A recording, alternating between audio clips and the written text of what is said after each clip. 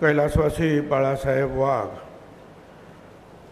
यांच्या 93व्या जयंतीनिमित्तानं आयोजित केलेल्या ह्या कार्यक्रमास उपस्थित असलेले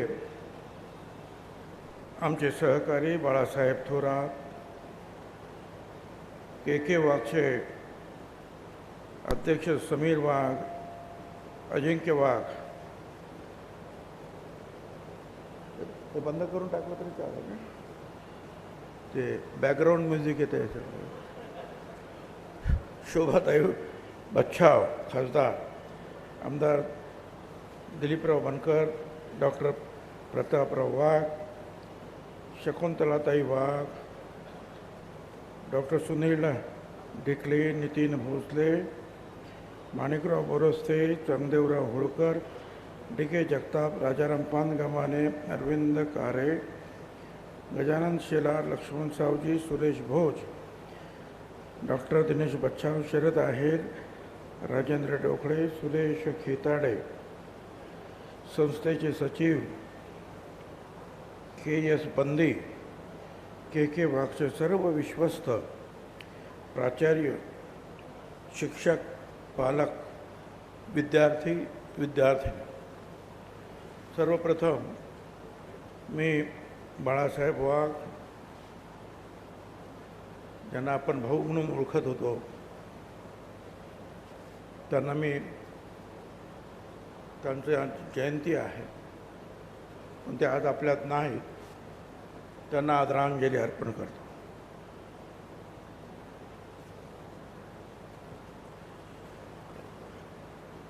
एक मोठी शिक्षण संस्था आज आपण उभी राहिलेली पाहतो आहोत.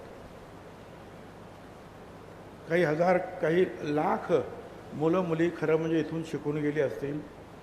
कोण परदेशात असतील, कोण इकडे असतील, कोण भारतात, कोण डॉक्टर्स, इंजिनियर्स, पायलट, कोण कुठे. शिक्षण सगळ्यात महत्त्वाचं. म्हणून महात्मा ज्योतिराव फुल्यांनी सुद्धा तेच सांगितलं की सर्वसामान्य जनतेला शिक्षण मिळालं पाहिजे. हंटर कमिशनच्या समोर सुद्धा त्यांनी हेच सांगितलं की शिक्षण फक्त उच्चवर्णीयांचा अधिकार नाही, तो सर्वसामान्य सगळ्यांचा अधिकार आहे. त्याचा आग्रह त्यांनी धरला. दलितांपासून इतर सगळ्यांसाठी शाळा काढल्या.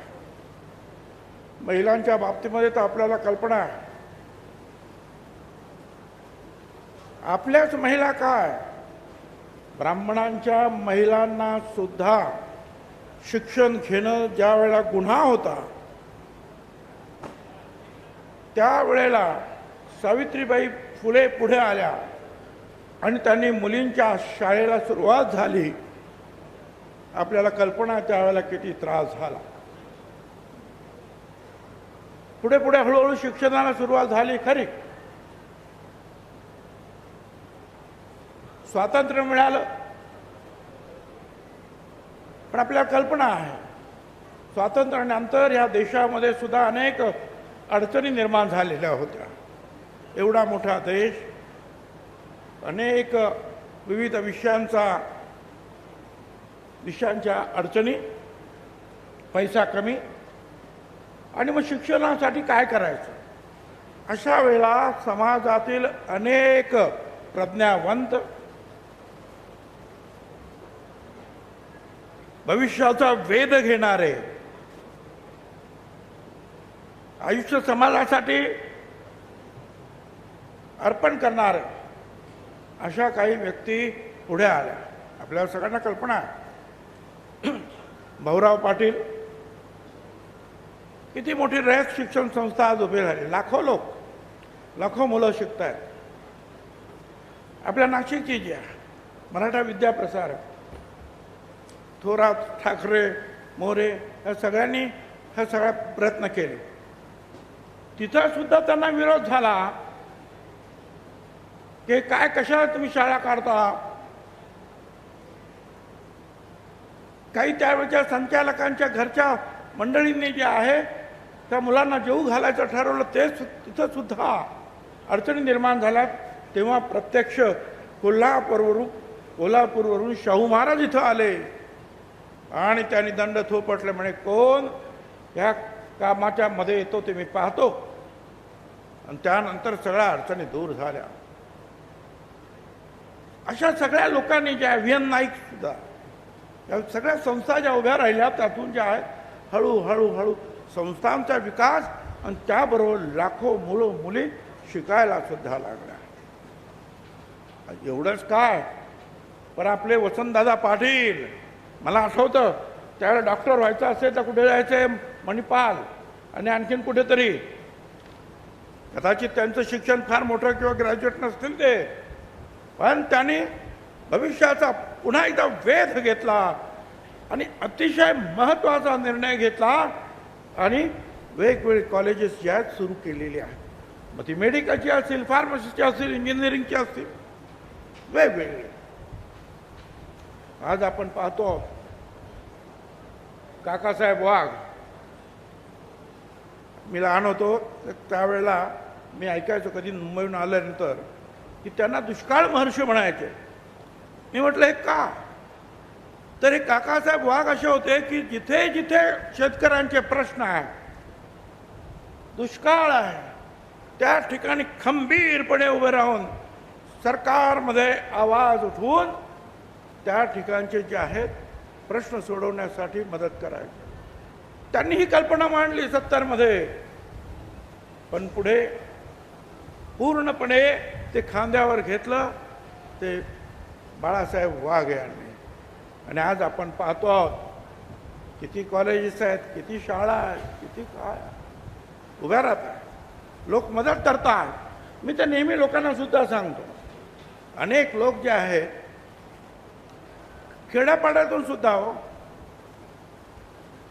ते काय आपल्या वडिलांचं किंवा आईंचं वगैरे जे काय श्राद्ध घालतात, 2रं वर्ष आणि 3रं वर्ष 50,000 लोकांना जेवण, आणखीन काहीतरी. अरे म्हटलं तुम्ही एक काम करा, या अशा शाळा अशा संस्था आहेत त्यांना मदत करा. कुठे तुमच्या आईच्या वडिलांच्या नावाने लॅब सुरू करा, कुठे एखादी शाळेला मदत करा, तुमचं नाव वडिलांचं सुद्धा अजरामर होईल. इथं एकाच दिवसामध्ये जे आहे सगळं काय आठवतं खातात जातात. अजूनही जे आहे जे या लोकांनी केलं आपल्या पूर्वीच्या, अजूनही आपण त्या रस्त्यावर जायला मागत नाही आहे. अजूनही आपले जे आहेत खर्च आपण कुठे करायचे याचा आपण विचार करत नाही आहे.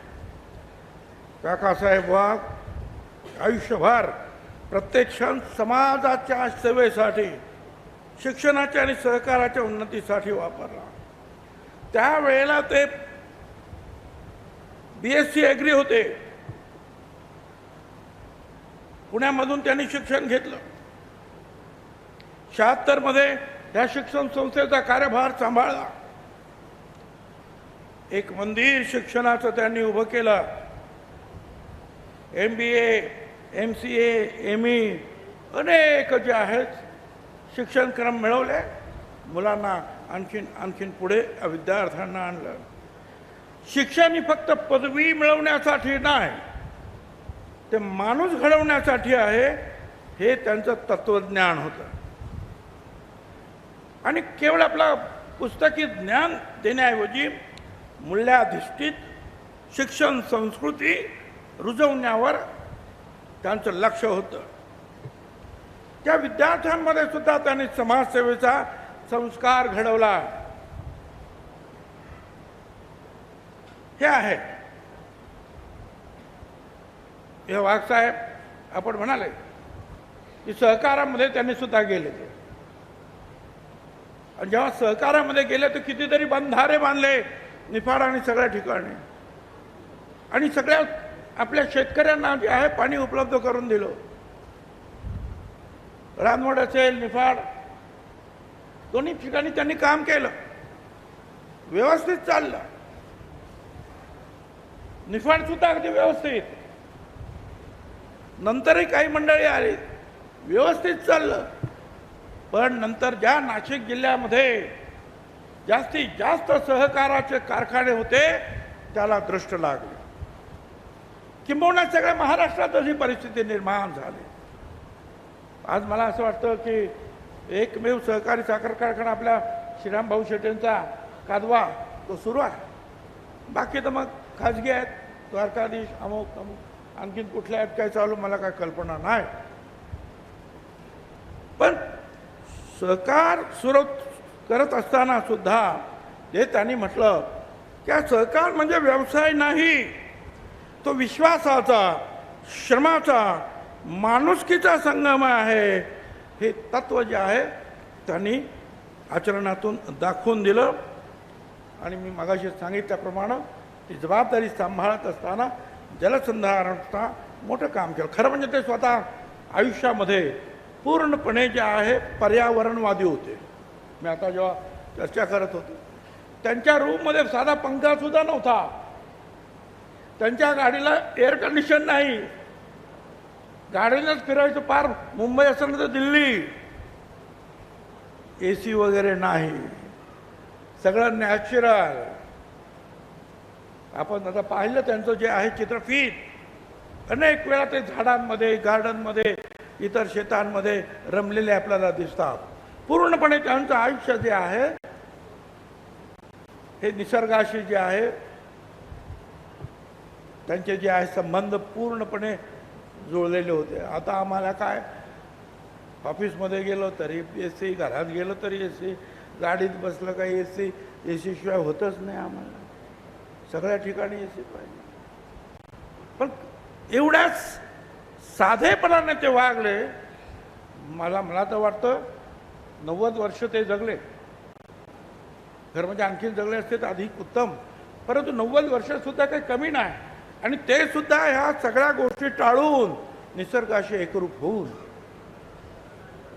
आणि आता आपण पाहतो ना AC अमुक तमुक तमुक, आणि काय झालं नाही 52 वर्षाचाच होता गेला. अरे सगळं काय होतं मग गेला कसा लवकर. तर या लहान लहान गोष्टी असतील. आणि त्यांना अनेक पुरस्कार मिळाले, हजारो रुग्णांना त्यांनी वैद्यकीय मदत केली.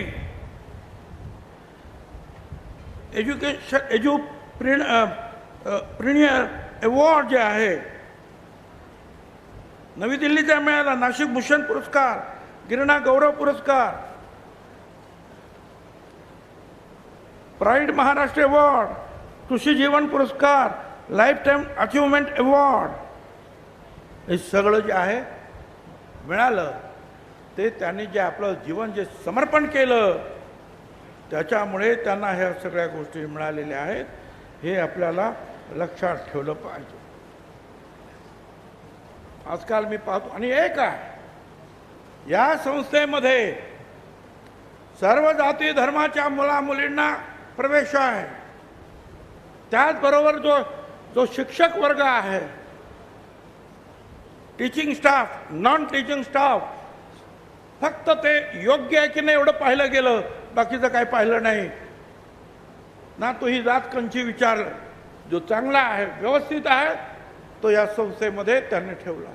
एक फार मोठं जे आहे हे तत्वज्ञान की सगळ्यांना बरोबर घेऊन जायचा हे त्यांनी केलं. आणि अतिशय शिस्तबद्ध. माझी खात्री आहे जर कदाचित ते शिक्षण मंत्री झाले असते ना तर आज जे चाललंय ना आपलं काय फार्मसीचे ॲडमिशन अजून आता ऑक्टोबर संपायला आला, अजून ॲडमिशन होत नाही. का रे बाबा. आणि पुढे डिसेंबरपर्यंत चालतील. आता दिवाळीचे बंद सगळे काही तुमचे काय असतात ते राऊंड्स वगैरे, आणि मग मिळणार किती 6 महिने. काय कमाल. मेडिकलचं तसं, सगळ्यांचं तसं. काय होतंय का या सगळ्या गोष्टी. का पूर्वी जे जून जुलैमध्ये सगळेच ॲडमिशन संपत होत्या, आता कधी कधी. आणि मग काय शिकवतात 2-4 महिन्यामध्ये ते मला काय कळत नाही. पण हे आहे. आणि शिक्षण मंत्री म्हणजे माझा कोणावर राग नाही बाळासाहेब, बरोबर टीकासुद्धा करायची नाही. पण हेही आहे की आता पूर्वी आम्ही सुद्धा शिकलो. मधुकरराव चौधरी होते, बाळासाहेब देसाई होते. आम्ही सुद्धा बाळासाहेब देसाईंनी जी आहे ती फी माफ केली होती. काय JPG सही आणली की मला फी माफ व्हायची आणि आम्ही शिकलो. आता या सगळ्या सोयी आहेत. पण एखादा नवीन शिक्षण मंत्री आला की त्याच्या नवीन नवीन नवीन नवीन ज्या आहेत कल्पना सुरू होतात, नवीन नवीन नवीन जे आहेत ऑर्डर्स निघतात. मागचं सगळं गेलं, पुढे नवीन सुरू होतं. कारण काहीतरी मला नवीन करून दाखवायचं आहे. अरे पण करून दाखवताना विद्यार्थ्यांचं नुकसान होतं आहे, संस्था अडचणीत येत आहेत, लवकर ॲडमिशन होत नाही. काय मागचे सगळे GR गुंडाळून ठेवायचं. आता जे काय आपले ॲडमिशन करणार किंवा ॲडमिनिस्ट्रेटर असतील, आपले जे काम करणारे जे आहेत ऑफिस, मागचा GR पाळायचा का आत्ताचा GR पाळायचा का आणखीन उद्या दुसरा GR येणार आहे?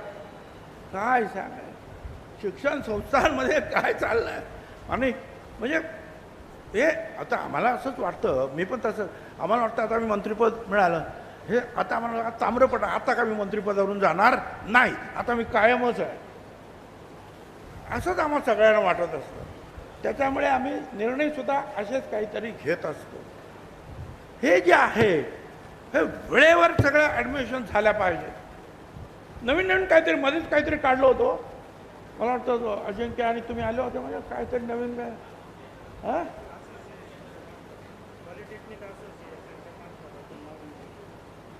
ते पॉलिटिकल असोसिएशनचे तर तुमचे आणले होते, तर मग आम्ही ते ताबडतोब CMला दाखवलं, बाबा हे थांबवा, हे थांबवा, तेव्हा थांबलं. तर नवीन आणखीन काहीतरी फंडा काढला होता बाबा. इथं सगळ्याच या जे जिथं जिथं पॉलिटेक्निक आहेत तिथे अडचणीत येणार होते सगळे. हे मग सगळे म्हणाले, मंडळी हे आले माझ्या, अरे बाबा हे असं असं आहे. मग ते समीर भाऊ पण म्हणाले, बाबा काहीतरी करायला पाहिजे. आणि मग हे सगळं थोडंसं सुधारलं. पण काही आपलं काढतात, कसलेही GR काढतात, कोणाला विचारात घेत नाहीत. काही आपल्या शिक्षणामध्ये जे आहेत मला असं वाटतं, म्हणजे मी पुन्हा एकदा सांगतो, नाही तर आता तुम्ही म्हणाल आमचे मीडियावाले, बघा आता या मंत्र्यांवर सुद्धा भुजबळ घसरले, अजिबात घसरत नाही. मी उभा आहे बाबा. मला असं वाटतं की आतापर्यंत जे शिक्षण मंत्री झाले ह्या सगळ्यात, कारण मी 91 सालामध्ये, 85ला मी आमदार झालो, 81 सालामध्ये मी महसूल मंत्री झालो. सुधाकर नाईक होते मुख्यमंत्री. तेव्हापासून मी बघतो सुरुवातीला बरोबर पुढं पुढं पुढं जे काय गडबड होत गेले काय विचारू नका. तर हे असं सगळं काय होतं आहे, हे वेळेवर जर झालं तर मला असं वाटतं की अतिशय उत्तम होणार आहे. अर्थात त्यासाठी सुद्धा आम्हाला जे आहे सगळ्यांना प्रयत्न करावा लागेल. मी अधिक काही आपला वेळ खेळणार नाही, परंतु अतिशय उत्तम प्रकारे जे आहे या संस्थेची धुरा ज्या आहेत, ही आताची जी मंडळी आहेत, पाहुणचे जे आहेत, चिरंजीव आहेत, ते सगळं सांभाळत आहेत. आम्ही त्यांना शुभेच्छा देतो आहोत. एक आहे आजोबा, वडील, हे एक जे आहे संस्कृती निर्माण होत गेली आणि त्यांच्या पावलावर पाऊल टाकून पुढचे कामं हे करत आहे. नाही तर आता असं आहे ना की वडील कसे असतात, चांगले असतात, आणि पोरगं कुठच्या कुठं काय करतात काय नाही. तर मला हे आनंद आहे की बाबा ही जी सगळी मंडळी जी आहे, तुम्ही अतिशय उत्तम प्रकारे जागृत राहून हे सगळं करतात. आणि आता नवीन मी आता सकाळीच एक चर्चा करत होतो. फार पूर्वी जे आहे ना, आपण गाणी ऐकायचं म्हणजे ती रेकॉर्ड होती, ती मग पिन बदला ना, मग ते काही दिवसांनी ते गेलं. मला असं वाटतं मग हे टेप रेकॉर्डर आला, मग गळ्यात घालून त्या टेप रेकॉर्डर चालू, मग ते वॉकमन आला, अमुक आला, तमुक, तेही गेलं. नंतर मला असं वाटतं का आता ते काय पेन ड्राईव्ह आलं, आता तेही गेलं. आता सगळं तुमच्या हातात असलेल्या स्मार्टफोनमध्ये सगळंच काहीतरी आहे. सांगण्याचा उद्देश असा आहे की हे सायन्स, विज्ञान एवढ्या जोमात पुढं जात आहे. ह्या एका मोबाईलमध्ये कुठे काय चाललं आहे, कुठे पाऊस पडतो आहे, कुठे काय धान्याचा भाव आहे, कुठे लंडनला काय चालू, सगळं काही एका मिनिटात मिळतं. त्याच्या पुढे आता आलं आर्टिफिशियल इंटेलिजन्स. फायद्याचं पण आहे, आणि ज्यांनी तो निर्माण केला त्यांनी सांगितलं हे धोक्याचं सुद्धा आहे. दोन्ही गोष्टी आहेत. या विज्ञानाबरोबर जसं आपण पुढे जातो, काही वेळा चांगलं जर वापरलं तर विज्ञान तर कल्याण, आणि चुकीच्या मार्गाने जर वापरलं तर अडचण निर्माण होणार. पण आपल्याला मुलांना ते शिकवावंच लागणार आहे. कारण ज्या वेगानं हे सगळं बदलत जातं आहे, पूर्वी 100 वर्षाने एखादा शोध लागायचा, मग 10 वर्षामध्ये लागायला लागला. मग वर्षात, आता महिन्यात, आज असं उद्या काय येईल काही सांगता येणार नाही. मग शिकवा मुलांना मुली, कारण नाही तर ते मागे राहणार. काय करणार तुम्ही? शिकवावंच लागतं. आपल्या मुलांना मुलींना इतरांबरोबर जगामध्ये कॉम्पीट करता आलं पाहिजे, म्हणून या सगळ्या गोष्टी आपल्याला कराव्याच लागतात. आणि ते तुम्ही करतात, त्याबद्दल तुम्हाला सगळ्यांना धन्यवाद. मी पुन्हा एकदा भाऊंना आदरांजली अर्पण करतो. पण त्याचबरोबर आपले हे ट्रस्टी, मुलं, teaching staff, non teaching staff, सगळे जे आहेत काम करणारे, त्यांना मदत करणारे समाजातील सगळे लोक आणि आमचे विद्यार्थी मित्र, सगळ्यांना पुन्हा एकदा मी अभिनंदन करतो आणि थांबतो. धन्यवाद.